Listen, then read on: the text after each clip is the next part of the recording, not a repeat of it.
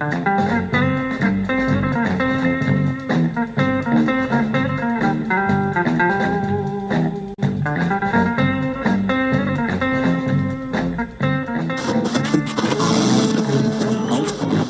que c'est, le Graal? Vous savez pas vraiment? Et moi non plus. Et j'en ai rien à cirer. Regardez-nous. Il y en a pas deux qui ont le même âge. Pas deux qui viennent du même endroit. Des seigneurs, des chevaliers errants, des riches, des pauvres. Mais, à la table ronde, pour la première fois de toute l'histoire du peuple breton, nous cherchons la même chose. Merci, monsieur, c'était très bien. C'était très bien. Vous, c'était bien là-bas. Vous, c'était bien. Ça, c'est comme si, comme ça. C'était pas mauvais, c'était très mauvais. Voilà, exactement. Alors, reprenons. La table ronde du management. Une production Albus Conseil.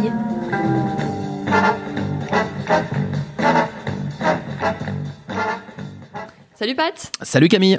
Aujourd'hui, on va vous parler de la mobilisation des individus et des groupes dans les entreprises. Et se poser ni plus ni moins que la question de savoir qu'est-ce qui motive les gens et comment on peut l'actionner. On y va ? Allez. Monsieur Pignon ? Oui. Si je vous dis précisément ce qu'il faut lui dire, vous pensez que vous pouvez le faire ? Il y a des moments, j'ai vraiment l'impression que vous me prenez pour un imbécile. Mais bien sûr que je peux le faire. Qu'est-ce que je dois dire ? On pourrait se servir du bouquin qu'ils ont écrit ensemble. Oui. Vous appelez Leblanc et vous lui dites que vous êtes producteur de films. Oui. Vous avez lu le roman et vous voulez acheter les droits pour le cinéma. Ah oui, c'est bien ça. Et en fin de conversation, vous lui demandez où vous pouvez joindre sa collaboratrice. Quelle collaboratrice ? Ma femme, je vous ai dit qu'il avait écrit un bouquin avec elle. Mais oui, exact, ok, d'accord, excusez-moi. Ça marchera jamais. Bon voilà, on a un extrait d'un film que j'adore, qui me fait toujours autant rire. Donc le dîner de cons, vous avez reconnu. Cet extrait, ça résume à la fois le film et le management, puisque c'est une espèce de tension entre deux personnages, un qui veut que l'autre fasse quelque chose et l'autre qui ne veut pas le faire de cette façon-là. Ouais, et c'est une tension qui en fait, on essaie de dire parfois que c'est facile le management ou pour remontrer qu'on est à l'aise, mais en vrai, c'est une tension qui est vraiment permanente parce que les gens sont pas si à l'aise que ça à demander aux autres de faire quelque chose pour eux. Et donc il y a toujours un peu cette négo entre ce que je dois faire, ce qu'on m'impose de faire, et donc ce que je dois faire, et ce que les autres veulent ou veulent pas faire. Et là, en l'occurrence, dans le dîner de cons, c'est toujours un peu caricatural parce que Villeray, il veut faire toujours à son idée, hyper enthousiaste. Mais, et avec les meilleures intentions du monde. Hein. Et avec les meilleures intentions du monde, mais il en reste pas moins qu'il veut pas faire ce que veut l'autre. Et il y a quand même cette tension où on n'arrive pas, il use pas de violence, l'ermite, il s'interdit ça. Donc en fait, on a toujours ce truc il y a une certaine gêne, quoi, et donc c'est pour ça que c'est compliqué pour nous le management, c'est qu'il y a toujours cette tension finalement. Exactement. Et c'est difficile de demander aux autres gens de faire différemment de ce qu'ils font, ou de s'améliorer, ou de s'amender, etc. Je crois que c'est ça la difficulté fondamentale du management finalement. Et du coup, c'est de savoir comment on peut trouver d'autres façons de faire aux gens, peut-être en modifiant ses objectifs, peut-être en modifiant la façon de répondre à ces objectifs. Et ça c'est difficile.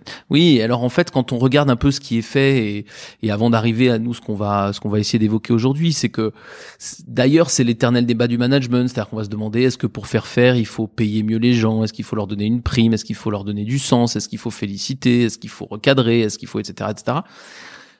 Déléguer, tout ça. Donc il y a une espèce de liste un peu sans fin de toutes les choses qu'on peut faire pour faire changer l'autre, mais qui sont toujours en fait dans une forme de négo, quoi. Est-ce que si je te donne ça, tu vas faire ça Et du coup, voilà, c'est évaluer ce qu'on peut lâcher, ce qu'on peut ne pas lâcher, ce qu'on peut faire différemment ou pas.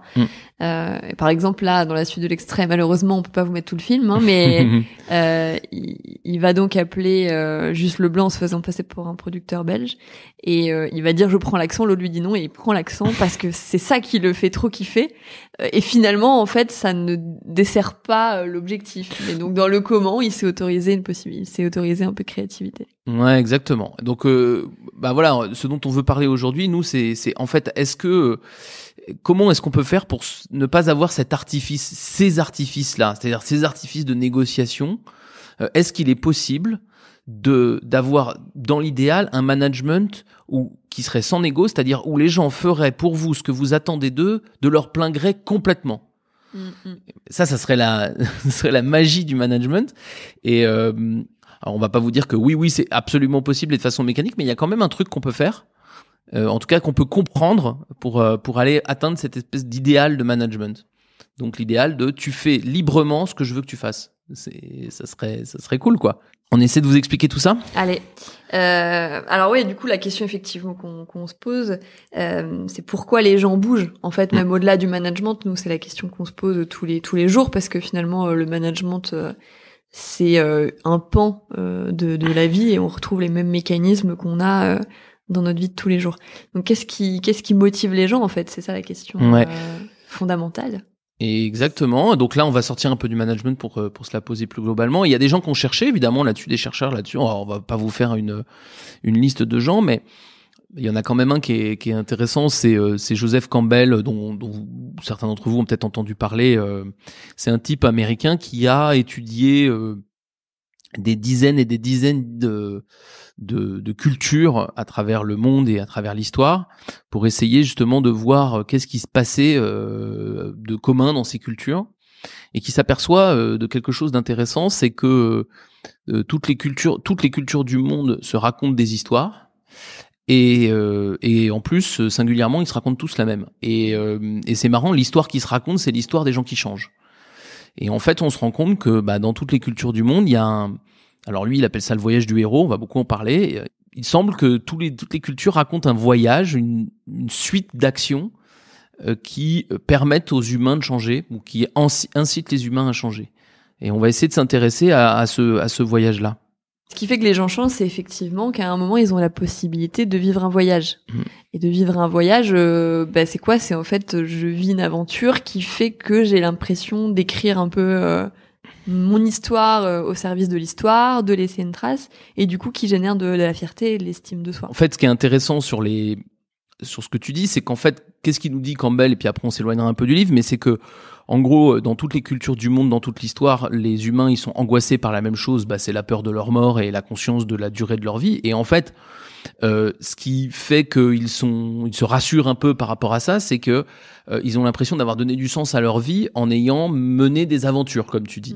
Et donc, le voyage du héros, c'est tout simplement, est-ce que dans ma vie, j'ai mené des aventures qui font que je me sens pas inutile, ou que je me sens pas juste une espèce de parenthèse de l'humanité entre 1900 je sais pas combien et 2000 je sais pas combien, quoi. Et en fait, je trouve qu'il y a enfin, ce qui nous explique là, c'est hyper intéressant, c'est que c'est pour ça que c'est tout le monde, en fait, c'est universel, parce que c'est contre la mort qu'on a cette stratégie là. Et on n'est pas obligé de faire le voyage d'Ulysse ou d'être Barack Obama ou Elon Musk ou qui sais-je pour vivre un voyage du héros. En fait, il y a beaucoup de voyages possibles. On peut en faire d'ailleurs plusieurs dans une vie. C'est souhaitable, même. Beaucoup, ouais, c'est souhaitable. Même beaucoup. Maintenant, faut avoir les conditions pour les faire. Et donc, dans le management, évidemment, en tant que manager, il faut créer les conditions pour pouvoir faire des voyages du héros à ses collaborateurs. Quand tu dis qu'on vit plein de voyages du héros, par exemple, juste pour illustrer très simplement, un des voyages du héros les plus communs de l'humanité, c'est l'éducation des enfants, par exemple, qui va parfaitement coller à ça et qui est une des réalisations les plus communes des humains. C'est évidemment pas la seule, l'associatif, l'engagement sportif, l'entreprise ou le travail parfois, etc., etc. La religion, tout ça sont des très bonnes sources de voyage du héros. Bon, alors on va rentrer peut-être dans ce voyage à force d'en parler. Quand même. Voilà. Alors le voyage, il va s'articuler autour de deux univers. Donc, ce qui est intéressant, c'est que l'humanité, elle se raconte un voyage qui part de ce qu'on va appeler le monde ordinaire. C'est-à-dire que la motivation, avant d'être motivé, on est dans un endroit avec un certain nombre de règles, et donc on va quitter cet endroit pour aller dans un monde extraordinaire et puis en revenir. Donc c'est une boucle. Si vous allez voir sur internet voyage du héros, vous verrez des mises en forme du voyage du héros qui sous une forme d'un cercle ou d'une boucle, où vous allez voir que en fait donc le héros part du monde ordinaire et va dans l'extraordinaire et revient dans l'ordinaire transformé. C'est un peu la macro le macro mouvement, c'est ça, quoi. Et donc on va se poser plusieurs questions. Évidemment, une qui nous passionne le plus, c'est comment on sort de l'ordinaire, comment on sort du monde ordinaire. Ensuite, on passera un peu plus vite sur ce qui se passe dans l'extraordinaire. parce que vous allez voir que c'est plus évident une fois qu'on a fait ça. Et en revanche, on s'intéressera à nouveau beaucoup plus à la fin du voyage. Ouais, tout à fait. Alors du coup, on va commencer par le monde ordinaire. Le monde ordinaire, c'est quoi ? C'est le monde dans lequel on vit tous a priori tous les jours. C'est le quotidien, en fait, notre quotidien, donc dans les entreprises et puis dans notre vie de tous les jours. Ouais, il peut être tout à fait chaotique, mais en gros, c'est l'état de départ. Alors, ce qui est intéressant dans l'aventure, et ça on y pense bien en tant que manager, c'est que en fait, dans le monde ordinaire, dans lequel on vit tous, on va recevoir plein d'appels de départ au voyage, des dizaines et des dizaines, et auxquels on va décider de réagir ou non. Alors on va en écouter un d'appel, et alors pour le voyage du héros, si vous voulez le voir vraiment de façon très simplifiée, vous allez dans Star Wars, qui le suit scrupuleusement. Donc on écoute le premier Star Wars, donc Un Nouvel Espoir et l'appel de l'aventure. Général Kenobi, jadis vous avez servi mon père pendant la guerre noire. Il vous demande une fois de plus de l'aider à combattre l'Empire. Je regrette de ne pas être en mesure de vous apporter sa requête moi-même, mais notre vaisseau est tombé aux mains de l'ennemi, et je ne puis vous emmener à Alderaan.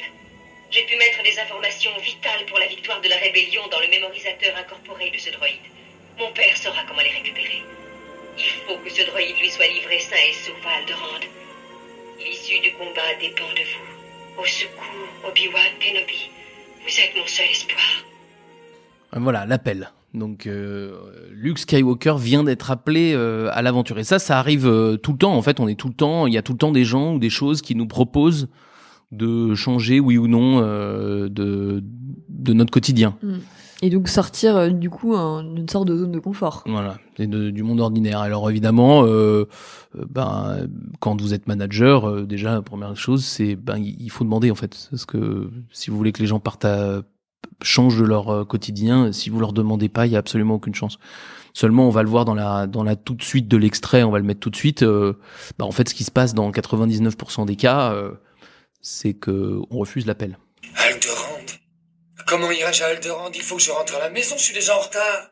Luc, il faut que tu m'aides et que tu aides cette jeune fille. Moi, je suis trop vieux pour faire la guerre.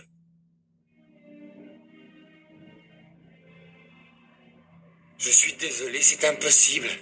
Il y a trop de travail ici. Voilà, donc classique. Le premier refus. Pour ceux qui sont pas des inconditionnels de Star Wars et peut-être d'Harry Potter, c'est un peu la même chose qui se passe quand Hagrid vient chercher Harry. Il veut le faire sortir de son monde ordinaire qui pour le coup est pas très joyeux. Et puis il refuse jusqu'à que finalement il y aille un peu porté par les choses. Voilà, alors on va voir après comment ça se déclenche, mais c'est vrai que le refus c'est un truc qui est vachement important à avoir en tête quand vous êtes manager. D'abord, je pense que vous l'avez bien en tête parce que vous les voyez souvent.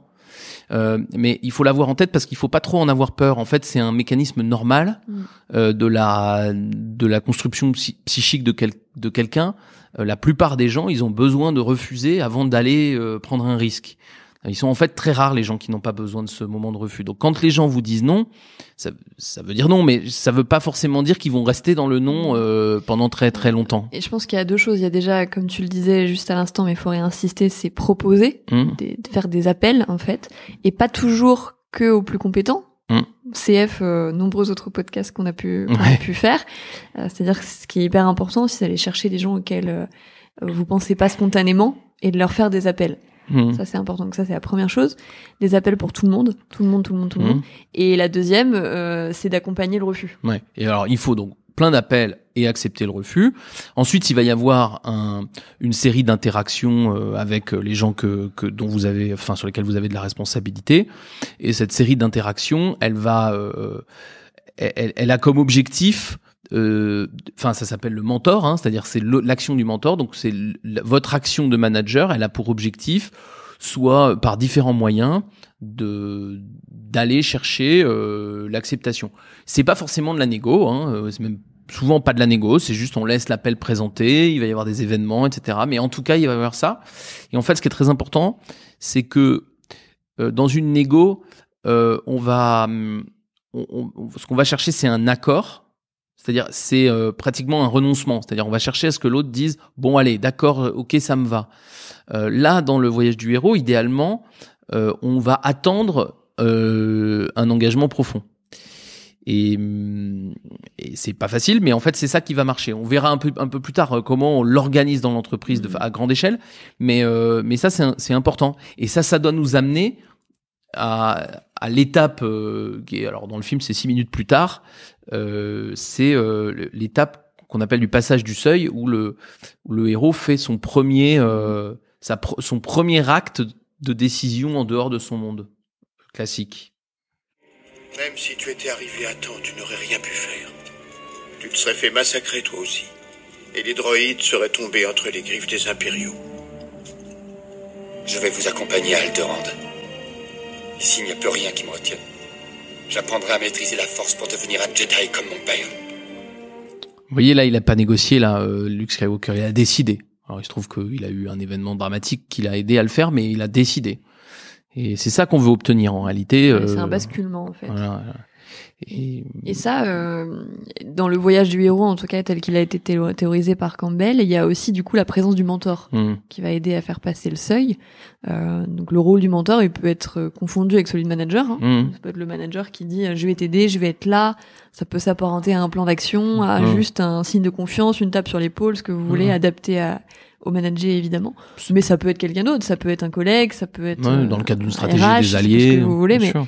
Mais en tout cas, il peut y avoir cette figure-là qui va aider à débloquer le refus. L'idée, c'est pas encore une fois, c'est pas de donner quelque chose contre le départ, c'est vraiment d'accompagner vers la prise de risque, donc accompagner vers le courage. En gros, c'est ça. Et ça se négocie peu en fait. C'est pas de la négo, c'est vraiment est-ce que les gens sont prêts ou sont pas prêts. Et c'est pour ça que il faut être un peu. Enfin, les gens ont besoin de plus ou moins de temps pour passer le seuil. Et ce qui est idéal, c'est de lancer très tôt les possibilités de voyage du héros pour un maximum de gens, pour qu'il y ait des gens qui partent très vite, et puis que ça laisse un peu de temps à ceux qui ont besoin d'un peu plus de temps dans le monde ordinaire. Parce qu'à partir de ce moment-là, dans Star Wars et dans la vraie vie, on est dans le monde extraordinaire. Vous voyez bien que il va arrêter de réparer des machines chez son oncle, et il va changer de planète et aller totalement dans l'inconnu. Donc ça y est, on plonge dans le monde extraordinaire. Et là, on est bien chez quelqu'un qui est en train de prendre des risques. Et c'est ça qu'on veut susciter. Ouais, tout à fait. Et déjà, on le voit dans les boîtes, dès lors que les collaborateurs traversent le seuil, il se passe des choses. Parce que d'un coup, il y a un engagement, il y a ce dont vous parlez tout à l'heure, en fait, il y a la volonté d'écrire un peu une autre page de son histoire, de s'accomplir, d'être fier et tout ça. Voilà. Et alors après, donc il va suivre un certain nombre de choses qui sont évidemment les choses les plus importantes de l'histoire, mais qu'on va pas détailler parce que c'est tellement évident. Donc une fois qu'ils ont passé le passage du seuil, donc ils sont dans le monde extraordinaire. Dans le monde extraordinaire, il y a des difficultés croissantes en général. Les premières sont petites et puis plus ça avance, plus elles sont grosses. Ça tombe bien parce que du coup, ça fait grandir les gens. Bien sûr, ils ont besoin de mentors tout au long. Il y a des moments où on revient un peu en arrière, etc. Mais en gros, là, on est purement dans l'aventure. Ouais, ils sont dans l'action. Exactement. Et on va y revenir beaucoup plus sur vraiment la stratégie à mener dans le management. Mais en gros, là, à partir de ce moment-là, les difficultés sont le moteur de la motivation. C'est-à-dire qu'à chaque fois que je vais relever une difficulté, c'est un défi et ça me fait grandir. Et tout ça se fait jusqu'à un moment où on va considérer que la victoire, elle change les données du monde et qu'elle mérite du coup qu'on revienne dans le monde ordinaire. C'est-à-dire l'aventure est terminée. Et on revient dans le monde ordinaire. Et ça peut durer longtemps, bien sûr, cette période-là. Mais ce qui est intéressant, c'est vraiment ça qu'on veut organiser quand on est manager. C'est comment est-ce qu'on fait pour que les gens ils vivent ce voyage du héros dans le monde de l'entreprise, et donc ils aient cette espèce de motivation autonome qui est je fais les choses parce que ça me rend fier, parce que ça me rend vivant. Et c'est très important. Ouais, exactement. Donc après, il faut mettre les bonnes difficultés, donc les bonnes actions à accomplir en face de lui, ouais. En face des personnes. Et du coup, pour finir sur le voyage du héros, on l'a en simplifié. Si vous allez sur Internet, vous allez trouver des choses plus précises, évidemment, mais on n'est pas là pour vous lire le livre de Campbell ou de ses disciples. Mais après, il va revenir. Et ce qui est intéressant, c'est qu'on revient dans le monde ordinaire, mais on revient transformé, et donc avec un enseignement pour soi et pour les autres. Et ça, vous l'avez dans toutes les histoires, Ulysse, Jésus, Moïse, Astérix, et le Seigneur des Anneaux, et on va l'écouter tout de suite.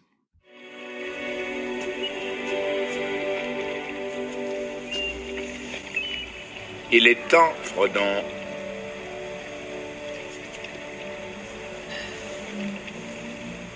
Que veut-il dire? On nous a envoyé sauver la comtesse, Sam. Et elle a été sauvée.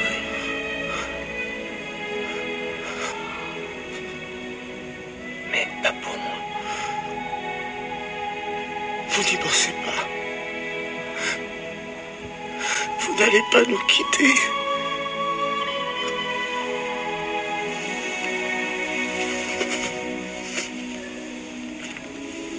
Les dernières pages sont pour toi, Sam. Il y a du violon. Ouais. Mais bon, là, on voit bien un peu lyrique, mais c'est le sens de la vie, quoi. C'est-à-dire qu'en gros, le brave Frodon, il a fait son aventure et tout, puis en fait, il s'aperçoit en rentrant de son aventure qu'il est transformé. Et c'est ça, pour revenir à Campbell, qui est le plus important. C'est-à-dire pourquoi il dit pourquoi ça donne du sens à la vie, parce que justement, on a l'impression d'avoir été utile. Et donc c'est pas vain, quoi. Voilà, et ouais. Hyper important. Donc vous avez donc ces voyages du héros qui sont assez individuels, mais en fait qui vont servir le collectif. Et au-delà de l'enseignement, c'est qu'en fait, dès que vous avez un collaborateur qui vit son voyage du héros, ça donne envie aux autres d'en vivre. Donc vous pouvez il se démultiplie en fait une fois que vous l'avez lancé. Bien sûr. Et moi je suis très souvent, quand les gens disent oh là là, la résistance au changement, les gens aiment pas changer. Si.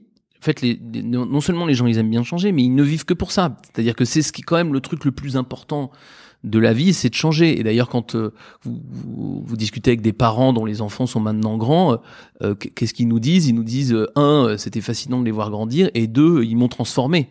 Ils m'ont transformé autant que je les ai éduqués, quoi. Et c'est ça qui rend incroyable quand les gens ils font des trails de 30 heures, 40 heures, 50 heures. Ils reviennent et ils se sentent transformés, pas uniquement fatigués. Donc ils ont repoussé leurs limites et ils ont appris des choses sur eux. Et en fait, c'est ce que vit Frodon là.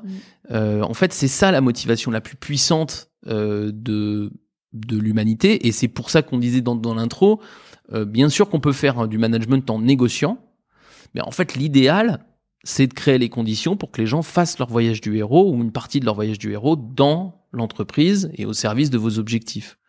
Parce que c'est tellement puissant. Ouais, et puis alors du coup, on cite des exemples qui sont d'une grande intensité, ne serait-ce que faire un trail ou Frodon, mais vous pouvez le faire dans une intensité moindre, enfin en tout cas qui peut vous paraître vous d'une moindre intensité, qui le sont pour les gens qui le vivent. Et il y a plein de possibilités de faire des voyages du héros. Encore une fois, sans être Ulysse, à l'intérieur des entreprises, quoi. Ouais, j'ai le souvenir de managers, par exemple, qui étaient dans le dernier quart de leur carrière et à qui on faisait prendre la parole pour la première fois pour expliquer une stratégie à leurs équipes ou des choses comme ça, qui avaient les pétochés à mort avant de le faire et qui sortent et heureux en disant j'ai les meilleurs moments de ma vie professionnelle, c'était hier quand j'étais seul devant mon équipe à devoir parler de stratégie alors que d'habitude je leur parlais de technique et d'outils. Donc j'ai souvent vu des émotions comme ça extrêmement fortes. Ouais, je crois que les prises de parole en public pour la première fois, effectivement, de managers expérimentés ou en fin de carrière, ça c'est des moments, je pense que moi j'en ai vécu un aussi, qui sont assez émouvants et pour eux et du coup pour nous. Ouais. Mais il y en a plein comme ça, ne serait-ce qu'un manager qui d'un coup se découvre capable d'un vrai leadership parce qu'il a enfin réussi à recadrer une forme d'opposition dans son équipe et qui d'un coup se dit en fait je suis capable de ça. Enfin voilà, et donc ça, on en a pas mal des comme ça. Ouais, on en a pas mal et ça peut être assez étonnant parfois. Moi, là, avec un directeur de site, il y a de ça quelques semaines là, qui a vécu un séminaire avec son équipe vérité. Enfin, c'était et qui nous a dit pareil, c'est le meilleur moment de ma vie professionnelle. L'équipe, il dirige une usine, il bosse depuis 20 ans, 25 ans, et il a vécu ça dans un séminaire. Donc, je sais pas si c'est le meilleur. Je pense que c'est celui il a généré des émotions. Il a peut-être un peu oublié les émotions qu'il a eues avant, un peu plus tôt. Mais en tout cas, c'est pas inaccessible et c'est ça qui donne du sens. Et donc, ce qui est intéressant, c'est pas, les gens vont pas vivre votre voyage du héros tel que vous l'avez vécu. Il faut qu'ils vivent le leur. Et vous savez, s'ils le vivent pas chez vous en management, ils vont aller le vivre dans leur association, dans leur famille, dans leur religion, dans leur ce que vous voulez. Ça me dérange pas, moi, qu'ils fassent tout ça, mais tant qu'à faire, s'ils pouvaient en faire un de plus dans le boulot, ce serait pas mal. Ouais, et pour vous et pour eux, ouais. Ouais, et la santé au travail, c'est d'abord ça. Avant d'être je me fatigue ou je me fatigue pas, c'est est-ce que ce que je fais a du sens pour moi? Et est-ce que quand je me fatigue, ça vaut le coup? Et voilà, est-ce que ça vaut le coup? Et le coup, pour moi. Quelque chose. Ouais. Et donc ça, c'est intéressant. Alors maintenant, ça sera notre troisième partie très très tactique, c'est que le problème qu'on a, c'est que souvent quand on est manager, on a plusieurs personnes dans une équipe et premièrement, et donc il faut arriver à faire des voyages du héros pour pas mal de monde, et puis quand on en a 1000, ça commence à devenir un peu compliqué. Et puis la deuxième chose, c'est que tant qu'à faire, on aimerait quand même qu'ils fassent le voyage du héros dans une direction plutôt qu'une autre. C'est-à-dire pas n'importe laquelle. Si effectivement chacun choisit sa direction, ça va être très compliqué de s'aligner sur la stratégie de la boîte. Oui, et là il y a un vrai paradoxe, c'est que je veux qu'ils aillent dans une direction plutôt qu'une autre, mais je veux préserver leur liberté, puisque le voyage du héros, par définition, c'est vraiment un choix personnel. Et donc si c'est un choix personnel, je peux pas le forcer. Ouais, tout à fait. Donc comment je crée les conditions dans mon équipe pour avoir le maximum de voyages du héros dans le bon sens? Et c'est pas si simple. C'est pas si simple, effectivement. Et pourtant, c'est possible. Et pourtant, c'est possible. Rassurant et optimiste. Ouais. Le seul truc qui est pas possible, c'est de le commander. C'est-à-dire que je peux pas dire telle personne fera son voyage du héros la semaine prochaine. Ce que je peux faire, c'est créer les conditions pour que tout le monde puisse le faire, inciter les gens à le faire. Mais en dernier recours, ressort, ce sera à lui de choisir et vous aurez jamais 100% de réussite. Voilà. Alors du coup, là, on va essayer de vous parler de la façon dont on peut créer ces conditions. Voilà, donc là, retour au management. Voilà, et donc retour au management en essayant d'être un peu plus opérationnel. Alors, nous, on dit que, en tout cas, ce qu'on essaye de faire aux managers, c'est de leur faire créer des sortes d'aventures collectives, dans lesquelles vont pouvoir s'inscrire tous ces voyages du héros, mais du coup, au nom d'une aventure, sur le modèle d'ailleurs de la quête du Graal. Arthurienne, d'Arthur, si vous connaissez un peu cette légende-là. Arthur, c'est ça, c'est simple. Il va être envahi par les barbares. Il a un clan un pays qui est divisé en clans autonomes et avec des chefs de clan que ça arrange très bien d'être dans cette autonomie-là. Et du coup, ce qu'il dit, c'est comment je vais fédérer tous ces mecs-là qui ne voient pas la menace arriver. Et pourtant, elle est bien là. Même quand ils la voient, ils en ont pas toujours envie. Alors pour faire ça, il y a quatre ingrédients. On va essayer, on va les raconter un peu sur le plan arthurien, mais surtout on va essayer d'être très très très opérationnel et pas trop long quand même. On pourrait y passer des heures avec Camille, donc on va essayer de se limiter. Mais bon, donc le premier élément, vous connaissez tous de nom, c'est de mettre un Graal. En plus de la solution. Ce qu'a dit Camille, là, c'est il faut fédérer les clans autonomes, c'est la solution. Elle fait pas envie aux gens parce que, quand je suis autonome, je suis le chef et quand je suis fédéré, je suis le sous-chef. Voilà, en clair. C'est très souvent comme ça quand je vais mettre un SI dans mon entreprise. Avec le SI précédent, je suis compétent. Avec le nouveau, je suis incompétent. En tout cas, faut changer. Voilà. Et ça, a priori, ça fait pas envie. Ça fait pas envie ou ça fait envie à peu de monde. Et donc, les voyages du héros vont commencer par être des refus, comme on a vu avec Luc. Et donc, pour maximiser les chances de pas avoir des refus, la première des choses, c'est de proposer un Graal, c'est-à-dire proposer un bénéfice supérieur. Alors, on va prendre un exemple parmi d'autres. Qui est excitant et enthousiasmant pour tout le monde. Voilà. En tout cas, pour ceux qui vivent dans cette entreprise, le film, c'est La vie rêvée de Walter Mitty. Il paraît que Life, c'est fini. Je voulais te remercier. Regarde à l'intérieur. Il y a un cadeau pour toutes ces années de travail. Et désolé pour le film. J'ai mis du sang dessus en me recousant une blessure par balle à l'abdomen. Mais le 25, c'est mon meilleur. La quintessence de la vie, je trouve. Je sais que tu lui trouveras la place qu'il mérite. Comme toujours.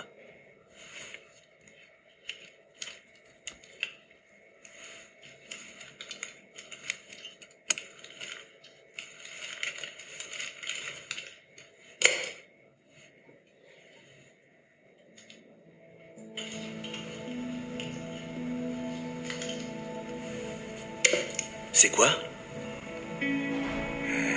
Un portefeuille.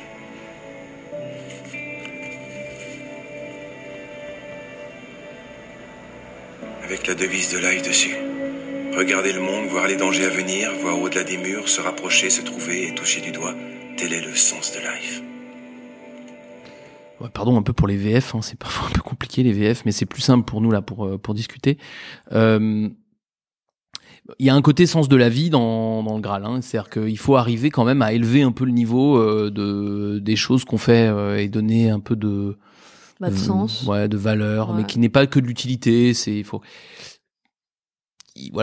faut qu'on se batte pour quelque chose. Il y a une cause, quoi. Des fois, moi j'appelle ça parfois une cause commune. Tu vois, il faut qu'il y ait une cause à défendre, sinon c'est compliqué. Pourquoi ? Parce que on se rappelle de Luke Skywalker qui veut pas partir. Il faut une raison pour avoir du courage. Et souvent la raison, on va la puiser dans des choses plutôt profondes. Alors ça peut être dans l'urgence, mais vous allez pas foutre le feu à chaque fois que vous voulez que les gens bougent. Donc si vous avez pas l'urgence, faut aller chercher des causes, il faut aller chercher des trucs comme ça. Et ça c'est assez important. Ouais, c'est un exercice qui est difficile, sur c'est lequel difficile. il faut passer un peu de temps, mais qui est nécessaire. Alors créer cette aventure-là. Exactement. Il est difficile parce que les gens trouvent ça un peu, parfois un peu bullshit. C'est vrai que de prime abord ça peut paraître ça. C'est aussi difficile parce que on est tellement habitué à avoir des objectifs rationnels et tout ça que c'est compliqué. Mais il y a un truc qui peut peut-être vous aider, c'est qu'un Graal, tout simplement en fait, c'est ce qui manque souvent dans les projets, c'est qu'ils sont souvent formulés dans l'intérêt de l'entreprise. C'est-à-dire il faut faire ça pour avoir des nouveaux clients, il faut faire ça pour préserver une usine, il faut faire ça pour je ne sais quoi. Et tout ça, c'est l'intérêt de l'entreprise. Le Graal, parfois, c'est simplement se redemander l'intérêt des gens à le faire. En quoi c'est chouette de le faire. Et ça va pas suffire, mais ça peut générer du courage. Donc il faut vraiment arriver à mettre du Graal dans les systèmes. Pas à la place des solutions, mais en même temps et avec elles. C'est le premier ingrédient. Et on connaît bon nombre de Graal qui marchent et qui ont marché, qui fédèrent dans les entreprises. Et d'ailleurs, parmi les connus, on pourrait citer celui de Decathlon. Ouais, qui c'est faire accéder c'est l'accès au sport pour la première fois, quoi. Ouais, pour le plus grand nombre. Ouais. L'Oréal autour de la beauté. Il y en a quand même pas mal comme ça. Danone, apporter la santé par l'alimentation, en fait, qui quand même fédère pas mal les gens. Voilà. Alors le problème, c'est que quand on est à l'extérieur, on peut toujours se dire ouais, mais c'est de la pub et c'est bullshit. C'est possible d'ailleurs, parce que nous là, on sait pas comment ils l'animent en interne, mais moi dans les Graals qui marchent, je veux pas les citer parce que vous les connaîtrez pas, mais je trouve que surtout c'est des Graals qui ont le mérite d'avoir du sens pour ceux qui vivent dedans et qui font parler. D'ailleurs, ils sont parfois mal formulés, ils sont parfois un peu bizarres, ils sont parfois en un mot, en 10 mots, ils sont parfois trop longs, c'est pas de la pub. Donc un Graal, ça a surtout le mérite d'avoir un sens, de contenir un sens commun. Et d'ailleurs dans la légende arthurienne, on sait pas bien ce que c'est le Graal. Est-ce que c'est un vase? Est-ce que c'est l'immortalité, le machin, on comprend pas bien. Mais c'est pas très grave parce qu'en fait le principe du Graal, c'est d'être une quête partagée d'abord. Donc ça c'est vachement intéressant. Ça met en mouvement, voilà. Alors ça met en mouvement, mais ça crée pas la fierté. Ce qui crée la fierté, c'est le combat contre les difficultés, clairement. Et donc, ça, c'est une bonne nouvelle pour vous, manager, parce que des difficultés, il y en a plein. Et que quand les gens vous disent on est démotivé parce qu'il y a trop de difficultés, en fait, c'est pas vrai. Ils sont démotivés parce que les difficultés, ils les subissent.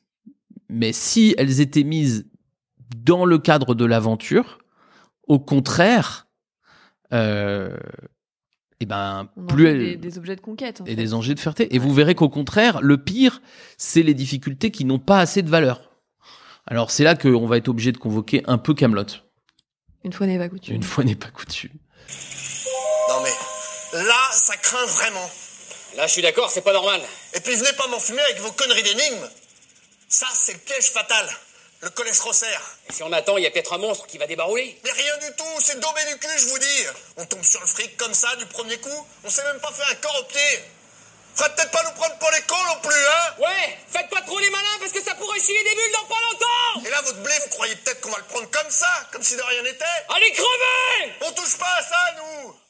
Enfin, vous trouvez d'autres couillons pour vous magouilles pourris. Allez, on se tire. Bon, là, on voit clairement, il y a pas d'intérêt, il y a pas d'aventure, et donc les deux couillons, là, alors que c'est leur premier succès, ils seraient pour revenir avec de l'or, mais comme ils ont pas eu d'adversité, ils trouvent ça nul. Ouais, c'est trop facile. C'est trop facile, du coup, je suis pas fière. Et c'est là que ça nous fait revenir au moteur principal quand même de l'homme, c'est quand même qu'on a envie d'être fier, et pour être fier, faut avoir eu une raison de l'être. Ouais. On vient pas chercher la facilité sur Terre, quoi. Enfin, pour être motivé, accompli, fier, c'est pas ça qu'on vient chercher. Ah bah c'est clair, le mec qui est fier d'avoir fait un marathon, c'est pas parce que c'est facile, hein. Le mec qui est fier d'avoir élevé ses enfants, c'est pas parce que c'est facile, hein. Celle qui est fière d'avoir entraîné l'équipe de je ne sais quoi pendant des années, des petits enfants dans une petite équipe de sport co, il est fier parce que elle est fière parce que c'est pas facile. Donc c'est clair que c'est la difficulté qui rend fier. Simplement, pourquoi les gens ils vivent mal la difficulté, c'est parce qu'ils arrivent pas à se dire qu'ils ont été les acteurs de la victoire. Donc en fait, l'intérêt de l'aventure, si vous voulez faire vivre des voyages du héros, il faut que vous soyez extrêmement attentif à ce qu'il y ait énormément de difficultés, mais que les gens se sentent aux manettes et pour le faire, et qui sentent c'est eux qui font les trucs. C'est ça qui est intéressant. Faire un marathon sans le courir en voiture, 41 km, ça rend pas fier. Enfin, c'est exactement. Donc faut trouver la difficulté. Après, ce qui est la difficulté pour le coup d'un manager, c'est de trouver le bon niveau de difficulté pour un collaborateur. C'est-à-dire que vous n'allez pas pouvoir, selon le niveau, l'ancienneté, la maturité, la compétence, enfin voilà, tous ces critères-là, vous n'allez pas pouvoir donner le même niveau de difficulté à chacun. Néanmoins, faut toujours donner un petit cran de difficulté en plus pour ajouter un peu d'adversité. Maintenant, si vous, comme on l'a vu là, s'il n'y a pas assez de difficultés, c'est trop facile, ils sont pas fiers. Maintenant, s'il y en a trop, vous risquez de les amener un peu au casse-pipe pour rien. Et que du coup, là, ils ont vraiment envie de refuser les prochains appels. Ouais, exactement. Voilà, faut trouver le bon dosage. Faut trouver le bon équilibre, mais en fait, on se trompe souvent en voulant minimiser la difficulté. Et d'ailleurs, ceux qui connaissent bien Kaamelott pourraient se dire, bah ouais, mais là, c'est parce que c'est deux débiles. En fait, ce qui est rigolo, c'est que cet épisode, en fait, il est repris 4-5 épisodes plus tard, et la même quête exactement, elle est menée par Arthur, et vous allez voir, c'est exactement le même résultat. Bon. Alors, qu'est-ce que je fais? Comment ça, qu'est-ce que je fais? Vous prenez l'or. Ouais, non, mais il n'y a pas une énigme, machin. Ah non, il n'y a rien, je vous dis, c'est une quête de débutant. Oh, non, mais c'est naze. Non, enfin non, mais je suis désolé, je prends pas l'or. Mais pourquoi? Parce que vous me prenez pour un môme de me filer un truc pareil. Attendez, je vous avais prévenu. Vous me dites, il n'y a rien. Ah, d'accord, je veux bien, mais là, il n'y a rien. Eh ben oui, il n'y a rien. Bah non, moi, je suis désolé, je me casse. Non, mais c'est vrai, c'est humiliant. Moi, ça... Ben voilà, il aurait voulu une énigme. Donc, sinon, effectivement, c'était pour le motiver, mais ça l'a pas motivé. Ça l'ennuie, en fait. C'est nul. Et en fait, c'est vraiment important d'avoir en tête quand vous voulez créer des voyages du héros. C'est ce qui est motivant, c'est quand même la difficulté. Sinon, c'est nul, c'est chiant, c'est ennuyeux, quoi. Et les gens qui disent non, mais moi, je suis bien là-dedans, c'est juste parce que quand ils ont des difficultés, ils ont l'impression juste de galérer. Mais si on arrive à remettre la difficulté comme un enjeu de conquête et aller, évidemment, les féliciter, etc. En fait, c'est ça qui est intéressant dans la vie. C'est les trucs compliqués, c'est pas les trucs simples. Les gens, ils sont fiers, c'est souvent parce qu'ils ont éteint un incendie. S'il y a rien à faire. Donc ouais, passez du temps en tant que manager à trouver le bon niveau de difficulté, et dites-vous qu'ils n'ont pas réussi à la première difficulté, c'est pas grave. On va trouver d'autres occasions. L'idée, c'est qu'ils se soient pas complètement démobilisés parce que la difficulté était trop grande, donc d'un coup ils se sentent incompétents. Voilà. Alors quand la difficulté est trop grande et qu'on peut pas l'enlever, eh ben il y a le troisième ingrédient qui arrive, c'est l'ingrédient du magicien. C'est-à-dire que dans toutes les histoires, on est toujours face à ce problème que tu dis, Camille. C'est-à-dire qu'on est toujours face à des gens qui, par définition, doivent faire des choses dont ils sont pas tout à fait capables. Et donc, ils ont besoin d'un coup de main. Mais ce qui est intéressant dans la compréhension de l'aventure, c'est que ce coup de main, c'est pas pour se substituer au héros. Sinon, j'ai plus de fierté. Donc, ce qui est intéressant dans le coup de main, c'est de comprendre qu'il doit être insuffisant. Donner une trop grande aide, eh ben, c'est enlever la motivation. Donc, il faut donner une aide limitée. C'est ça le truc. Et c'est pas simple, hein, en tant que manager. Mais dites-vous qu'il faut pas donner une aide complète, quoi. Ouais, exactement. Donc, on va prendre un exemple de magicien. Oui, alors un classique que vous connaissez tous, c'est Q dans James Bond.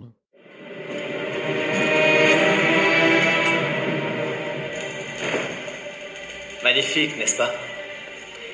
Elle monte à 100 en 3 secondes 2, blindage par balle intégrale. Et elle a plus d'un tour dans son sac. C'est pas de chance, ça. Elle vous était destinée, et puis On l'a réattribué à 009. Mais ça, c'est tout à vous.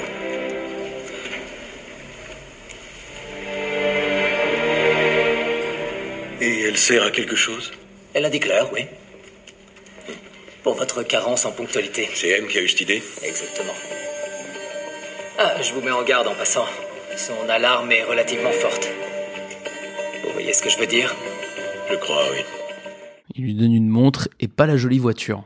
Et c'est justement pour avoir un héros qui va pas avoir la vie trop facile après, et qu'on ait quand même de l'intérêt à suivre James dans ses péripéties. S'il a tout de suite la voiture super avec plein de gadgets, etc., ben ça va être trop facile qu'il gagne. Et c'est pareil, il faut toujours maintenir aux gens le rôle principal, voilà. Et ça c'est essentiel. C'est toute l'histoire du magicien, quoi. Exactement. C'est comme Panoramix dans Astérix et Obélix, pour en citer un autre. Vous voyez bien que personne se dit à la fin d'un album d'Astérix, tiens, ils ont réussi, vraiment, c'était grâce à la potion magique. En fait, on oublie presque qu'à un moment ils ont eu la potion magique, parce qu'en fait, ce qui fait qu'ils y arrivent, c'est parce qu'ils sont intrépides, courageux, malins, voilà. Et voilà, et c'est ça qui fait que on y arrive. Exactement. Et donc on va chercher à, quand on est manager, donc on va donner un Graal pour donner du courage aux gens. Ensuite on va bien mettre les difficultés devant eux pour qu'ils se sentent fiers de les surmonter et qu'ils aient envie de se réaliser à travers elles. Et puis comme ils vont un peu galérer, on va leur donner de l'aide qui va entretenir le courage sans toutefois leur prendre leur place de premier rôle. Et ça, on va dire que c'est les 3 ingrédients les plus importants de la substance de la motivation autonome. Elles sont autour de ces 3 ingrédients-là. Il y en a un 4e qui est plus organisationnel, lié à la longueur. Et voilà. Donc on va vous détailler ça. Ouais, effectivement. Donc le 4e ingrédient dont tu parles, Patrick, c'est le rythme. Si on reprend l'analogie avec les histoires qu'on nous raconte dans les livres ou dans les films, c'est la notion d'épisode, de chapitre. Voilà. Dans les séries, c'est encore plus clair parce qu'il y a vraiment des épisodes. C'est ce qui rythme. Vous voyez, un épisode, dans un épisode, il y a toujours un enjeu. Un début de voyage du héros, voire un voyage du héros entier, et puis le début d'une nouvelle difficulté qui fait qu'on a envie d'aller à l'épisode d'après. Et tous les épisodes donnent du sens. Mais ça sert à séquencer, sinon c'est très très difficile à digérer. Vous voyez, vous pensez à un grand projet d'entreprise qui va, je sais pas, vous savez qu'il va durer 1 an, 2 ans, plus. C'est très compliqué de garder motivé, de donner du sens à des dizaines, des centaines ou des milliers de collaborateurs. Donc c'est beaucoup plus simple d'étaler les enjeux dans le temps. Les étalés, et puis l'épisode, il permet, alors il peut faire 3 mois ou 6 mois en fonction de ce qu'on veut faire, peut-être parfois un peu plus court. Il permet aussi de se rappeler qu'on a qu'on a surmonté les difficultés. Parce qu'en fait, le gros problème, c'est qu'en fait, les gens, ils se mettent dans les difficultés, et puis ça devient leur quotidien, et ils oublient ce qu'ils ont fait. Et donc, l'épisode, il permet de faire ça. Il y en a un qui est très très simple à comprendre, c'est l'épisode d'Astérix, puisque l'histoire, elle est indépendante d'un album à l'autre, et surtout, on termine bien par un banquet, et dans ce banquet, on se raconte nos apprentissages, nos difficultés et nos victoires. Et ce moment pour raconter, vous voyez que c'est pas un moment de décision, de comité de direction, quoi. Ce moment où on se raconte les choses, c'est un moment essentiel qui sert à bien mettre à bien valoriser le voyage du héros. Donc on est revenu dans le monde ordinaire et on se raconte ce qu'on a fait. Ouais. C'est valoriser ce qui a été fait, voilà, et se projeter sur ce qu'on va faire. Mais c'est essentiellement pour que l'individu se rende compte qu'il a fait un voyage du héros. Parce qu'en fait, sinon, notamment dans l'entreprise ou d'ailleurs quand on élève un enfant, c'est-à-dire sur ces projets des choses de très très long terme, en fait, on a l'impression que c'est routinier même quand il y a des choses extraordinaires, parce qu'on a tellement de choses à refaire tous les jours que c'est compliqué. Et donc c'est vrai que nous on le conseille et on vous conseille de quand vous lancez un projet de mettre ce qu'on appelle nous des attracteurs. C'est-à-dire que, par exemple tous les 3 mois, si vous avez un projet d'un an, vous mettez dans les agendas de toutes vos équipes un point, ça peut être une demi-journée, une journée, où vous dites voilà, on va célébrer vos succès. Et se raconter les histoires. On va se raconter les histoires. Quand vous commencez, vous savez pas ce qui va se passer dans 3 mois, hein, mais vous mettez la date, vous bloquez dans les agendas, même vous bloquez pour l'année entière. Psychologiquement, c'est assez fou l'effet que ça a. C'est que les gens se disent ah, c'était pas juste une fois, on va se revoir. Oh là, ça veut dire qu'il faut que je fasse des choses. Et ça donne du rythme. Mais j'insiste sur le fait que l'essentiel de l'attracteur, c'est pas d'avoir des belles présentations, c'est pas d'avoir célébré, oui d'accord. L'essentiel, c'est que les gens puissent se raconter. Et parfois dans l'entreprise, on a l'intention peut-être de faire un épisode dans le futur vraiment là-dessus, mais plus spécifiquement là-dessus. Mais parfois dans l'entreprise, on a l'impression qu'il faut faire du storytelling, c'est-à-dire qu'il faut faire de la com. Un attracteur, c'est pas un moment de com. C'est pas un moment où on raconte ce qu'ont fait les autres. C'est un moment où les gens ont l'occasion de se raconter eux-mêmes. On raconte pas l'histoire à leur place. Ils racontent leur histoire à eux, dans toute leur subjectivité. Et ça change tout. Ça a l'air bête, mais ça change tout. Il faut vraiment leur laisser ce temps-là, leur donner ce temps-là. C'est essentiel. Ouais. Et mettez-les dans les agendas, je vous assure. Après, vous êtes happé par le quotidien et vous le faites pas. Et il y a une chose, je pense, qui est importante à dire, c'est que s'il y a une chose que vous pouvez pas déléguer en tant que manager, c'est ce rythme-là. C'est le fait de mettre ce rythme-là. Parce que ça, c'est pas vos équipes qui vont l'organiser. C'est clair. Ça, elles ont des voyages du héros à faire. Voilà. Et vous devez les accueillir quand ils rentrent, quoi. En gros, c'est ça, hein.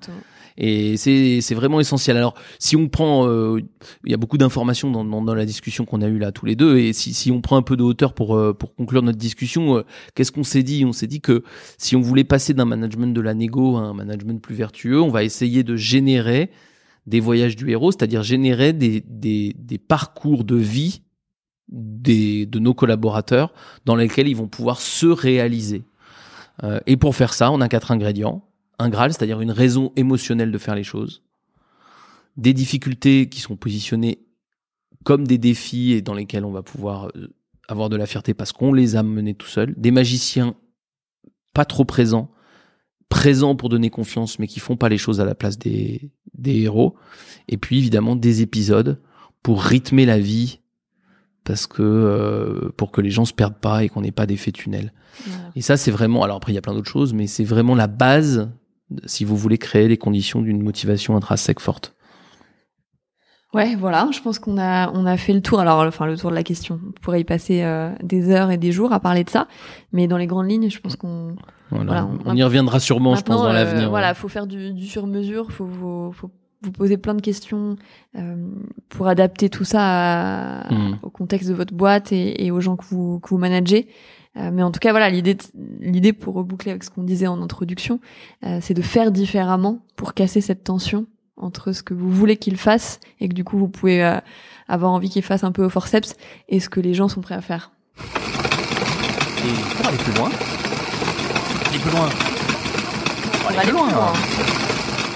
On vous en a parlé en début d'épisode, c'est l'ouvrage de Joseph Campbell, en tout cas ses travaux, dont l'ouvrage principal est L'homme aux 1001 visages.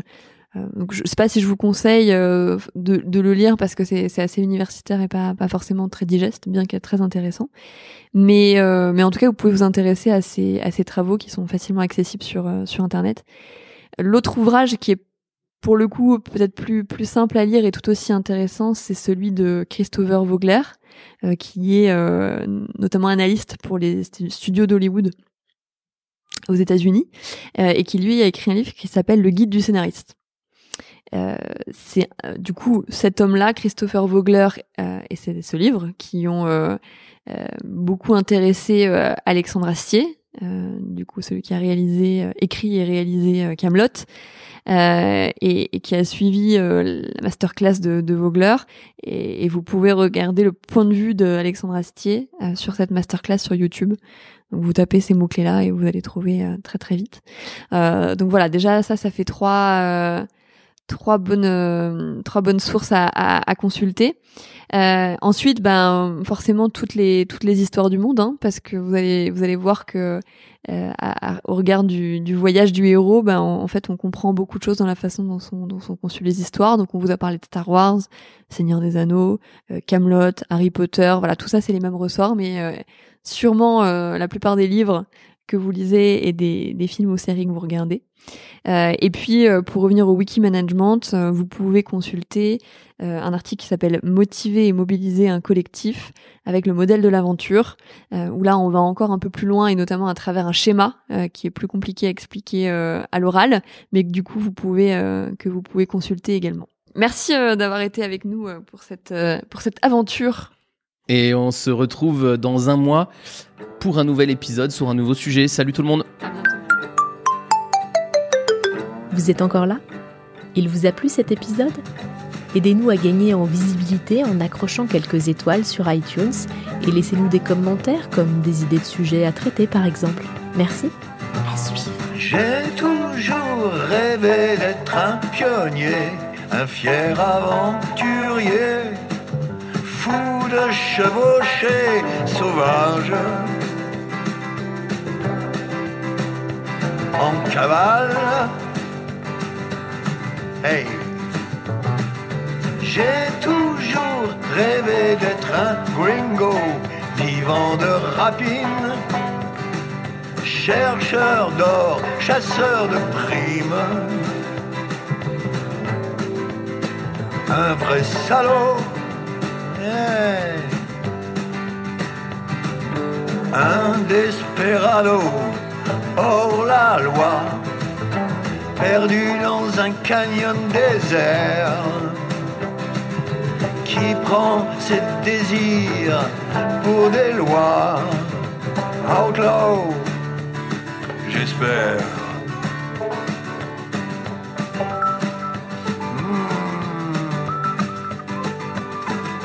Ha ha ha.